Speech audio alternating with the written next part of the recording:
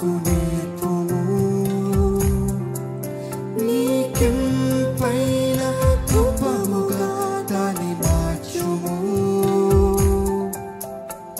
ప్రార్థనే విజయము నీ సహవాసమే విలువైనది సన్నిధి చేరే ప్రార్థనే నాకు నేర్పుము నీకెంపైన రూపముగా దాన్ని మార్చుము ప్రార్థనే విజయము నీ సహవాసమే విలువైనది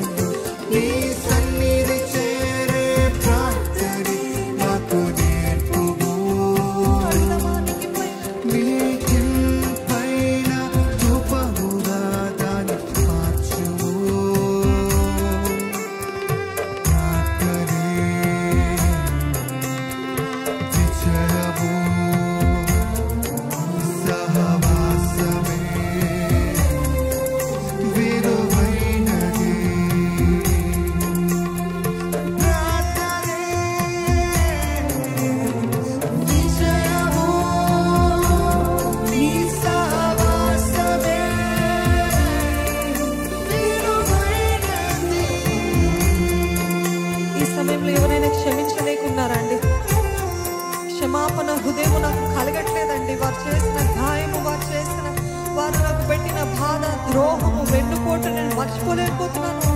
ఇంత ఘోరము నేను ఎలాగ క్షమించగలుగుతాను అన్న పరిస్థితిలో ఉన్నారా? దేవుడు అన్నాడు, మీరు మొదటగా మీ బలులు అర్పించక ముందు ఎవరినైతే మీరు క్షమాపణ అడగాలో, ఎవరిపైన అయితే మీకు ఆయాసం ఉందో మీ బలిని పక్కన పెట్టి మొదటిగా క్షమాపణ వేడుకుని అప్పుడు బలిని అర్పించు అని ఆయన వాక్యము స్పష్టంగా తెలియజేస్తున్నాను. దేవా, క్షమించే హృదయము దయచే ప్రభా, క్షమించే హృదయము దయచే ప్రభా.